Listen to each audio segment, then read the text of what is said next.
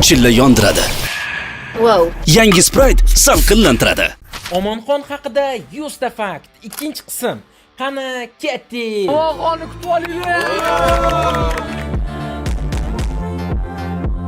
Asl ismi Omonxon, familiyasi Axatov. Omonxon 2004-yil 6-dekabrda tug'ilgan. 25 yoshgacha aniq uylanishni reja qilgan. Sevimli taomi manti. Oshni ham yurakdan sevib iste'mol qiladi. 16 yoshdan beri YouTube'da faoliyat olib boradi.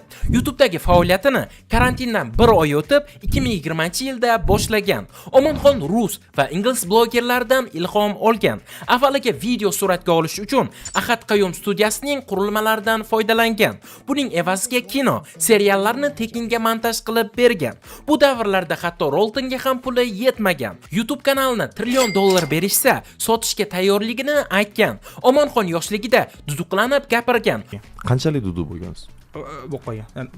Deb shunaqa. Bu odatni yo'qotish uchun tezroq gapirishga harakat qiladi. Sekinroq gapira olmayman. Bu meni miyamga stop beradi. Va hozir juda tez gapiradigan bo'lib qolgan. 2025-yilda 2 million obunachi to'plagan. Rossiyalik Dima Maslenikovning ijodini sevib kuzatadi. Chempionlar ligasi o'yinini ko'rish uchun Londonga borgan. Hozirda asosiy Omonxon kanalida 3 million 400 mingga yaqin obunachisi bor. 2027-yilgacha 4 million obunachi yig'moqchi. Soch turmagi ilgari uzun, medium mallet uslubida bo'lgan. Keyinchalik sochlarini YouTube video uchun kalga olib tashlagan. 2024-yilda soch o'stirishni maqsad qilgan, ammo eplay olmagan. Katta maqsadi esa 10 million obunachi to'plash. Omonxon kanali avvaliga hayotiy shortslar uchun ochilgan, ammo hozirda bu shortslarni topa olmaysiz. Omonxonning yana 6 ta kichik kanallari bor. 1 million obunachi to'plaganida Million nomli ikkinchi mualliflik qo'shig'ini chiqargan. Birinchi qo'shig'ining nomi Tinch qo'ymani 2023-yilda yaratilgan. Omonxon kontent borasida songa ishlashni aytgan. $15,300 ga o'zi uchun Honchi mashinasini sotib olgan. Omonxon jamoasida 4 ta odam bor. Jamoasi bilan bir oyda YouTube'ga 16 tagacha video tayyorlashgan. Omonxonda YouTube'ning 3 ta kumush knopkasi bor. 2 ta knopkani asosiy kanal va Omonxon Shorts kanali uchun olgan. 3-knopkaga esa shunchaki "Salom, bu Omonxonning 3-knopkasi. Siz esa like bosing" deb yozdirib qo'ygan. 6-knopkani asosiy kanali 1 million obunachi to'plaganida olgan. Bu kanal 2021-yilda ochilgan. O'sha vaqtlarda video tayyorlash uchun uyiga 1 oyda 1 marta borgan. Omonxon universitetda o'qimagan. Kelajakda ham o'qish niyati yo'q. Bunga sabab universitet ta'limi kontrakt summasiga arzimaydi degan fikrda. Instagramdan ko'ra YouTube'ni ko'proq yaxshi ko'radi. Omonxon blogerlar bilan birga futbol o'ynagan.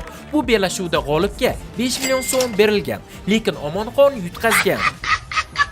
1 million obunachisiga 2024-yil 8-iyulda erishgan. Kanalning umumiy prosmotrlari 1,5 milliarddan oshgan. Omonxon 7 ta chet davlatda bo'lgan. Qiziq jihati, u har safar yangi davlatga emas, borgan joyga yana qayta borishni yoqtiradi. Birinchi sinfligida Omonxonning boshiga juda qattiq urishgan. Shu sabab u ko'zini tez yumib ochadigan bo'lib qolgan. Omonxon o'z xonasida sevimli burchak yaratgan va u yerga eng qadrli buyumlar, YouTube knopkalar va sovg'alarni qo'yadi. Omonxon testosteron va gormonlar balansi uchun turli dorilar iste'mol qiladi. Omonxon Kamol Qahhorov, Ahror Alixonov va Baburello bilan doimiy kollaboratsiya qiladi. Omonxon bu videolar uni bor potensiali emasligini va agar auditoriya jiddiyroq narsa xohlasa, uni ham qila olishini aytgan. Agar O'zbekistonda monetizatsiya yonadigan bo'lsa, butun O'rta Osiyoda yoki dunyoda shovqin ko'taradigan kontentlar qila olishini aytgan. Ilgari qo'rqinchli video suratga olishayotganida rostdan ham qo'rqib ketgan. Biroq oxirgi vaqtlar umuman qo'rquv yo'qolgan. Amirxon Umarov shousida yosh aktyor sifatida ishtirok etgan. Bu shouda uni mahoratsiz deb tanqid qilishgan. Yo'q bunda mahorat, yo'q bunda hech narsa. Omonxon 12-iyul kuni obunachilar bilan fan strecha o'tkazgan. Bu tadbir Navro'z bog'ida jonli efirda o'tkazilgan. Statistikaga ko'ra fan strechaga 3000 dan 4000 tagacha muxlis kelgan. Asosiysi bu tadbir barcha ruxsatlar va qonuniy hujjatlar rasmiylashtirib o'tkazilgan. Fan strechada Omonxondan tashqari Ahror Alixonov, Aka-uka, Gambit va boshqa mashhur blogerlar qatnashgan. Qabristonda olingan videolari Omonxon karyerasi uchun birinchi katta o'sishni olib olib kelgan. Hozirda Darknet videolari Darknetga kirib, o'sha qotil kuyovlarni yana chaqirib ko'raman. aynan shunday o'sishni olib kelyapti. Darknet 4-qism videosi bir oyda kanalning eng ko'p prosmotrli videosiga aylandi. Ya'ni bir oyda 10 million prosmotr to'plagan. Darknet videolari serial formatida bo'lib, hozircha 6 ta qismi chiqarilgan. Omonxon prosmotrbop videolarni doimiy yangi qismlarini chiqaradi. Misol uchun Darknet, qabr va stop kadr challenjlarini. Omonxon kanali ochilganida 30 ta video qo'ymagunimcha natijaga e'tibor bermayman deb aytgan. 30 ta videodan keyin esa kanalda 300 ming obunachi to'plagan. Omonxon hozir jamiyatga ta'sir o'tkazishga emas, prosmotr va obunachi to'plashga e'tibor beryapti. Omonxon kontentiga multfilmdek qarashlarni xohlaydi. Men o'zimni xuddi multfilmda ko'rishni xohlayman. Multfilmda. O'tmishda aktyor bo'lib, Kundosh va Voqea seriallarida rol o'ynagan. Omonxonning ota-onasi unga ishonishadi. Maktabda hech kim bilan qalin munosabatlar qurmagan. Doim oxirgi partadan hammani kuzatib o'tirgan. Birinchi ko'rgan podkasti Nima gap bo'lgan. 1 million obunachi to'plaganida Nima gap podkastida qatnashgan. Omonxondan sizni qanday odam sifatida eslashlarini xohlaysiz deb so'rashganida shunchaki Smile deb javob bergan. Nima gap podkastida ham doskaga Smile chizib qo'ygan. Omonxon Sardor Salyamovni shaxmatda yutgan. Omonxon auditoriyasini asosan yoshlar tashkil qiladi. Videolarda asosan juda ko'p energiya va xarizma bilan gapiradi.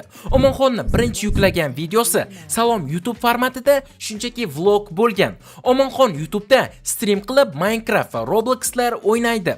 Omonxon ham YouTube'dan topgan daromadi uchun soliq to'laydi.